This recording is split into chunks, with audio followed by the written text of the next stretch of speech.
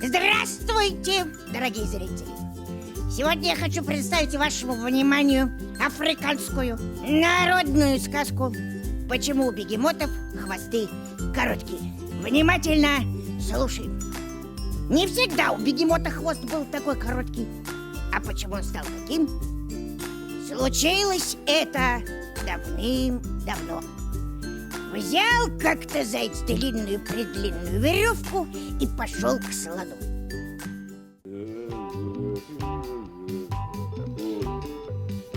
Послушай, слон, хочешь, я тебе докажу, что я сильнее тебя?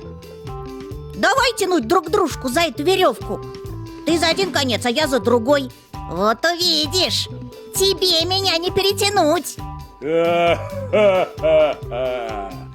Да кто ты такой, жалкий зайчишка, чтобы предлагать мне подобное? Ну и пусть я меньше тебя и с виду слабее, зато силы во мне поболее, чем у тебя. Не веришь? Вот она веревка. Давай померимся, я тебе докажу.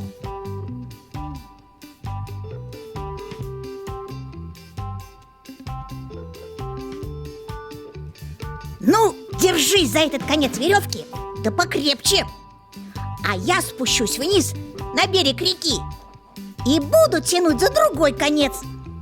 Как окажусь у реки, сразу подам тебе сигнал. Дважды дерну за веревку. Бамс, бамс. И ты сразу начинай тянуть, понял?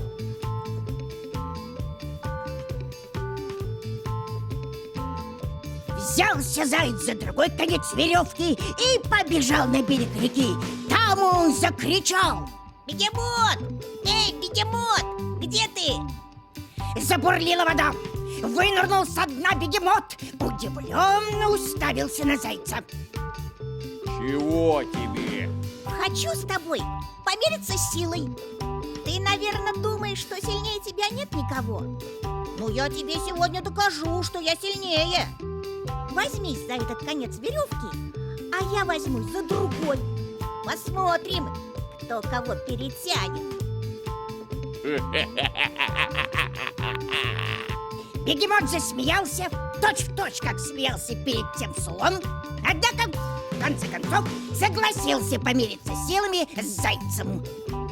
Ты оставайся пока здесь, в воде, и не выпускай веревку, пока я тебе не подам сигнал.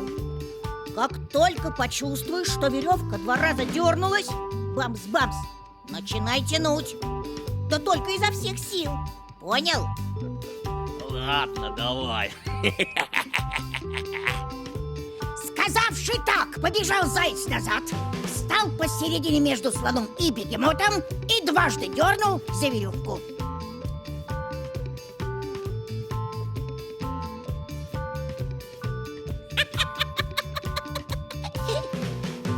В тот же миг слон потянул веревку на себя, а бегемот на себя.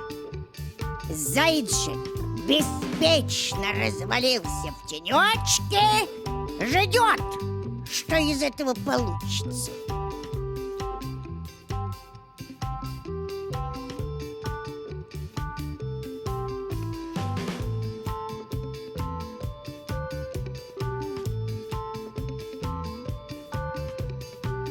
Бегемот до крайности удивился заячьей силе, но решил не сдаваться. Это ж надо! Сдвинул меня с места заяц. Уверен, он не один на том конце веревки. Но я не перестану тянуть, пока не окажусь с ним лицом к лицу. И ежели увижу, что заяц меня дурачит, ох, поквитаюсь же с ним. Что такое? Неужели заяц и впрямь такой сильный? Не иначе, как ему кто-то помогает. Ничего, сейчас я узнаю, в чем дело. Он изо всех сил тянул за свой конец веревки, Однако как не пыжился, как не упирался, а должен был потихоньку выбираться из воды.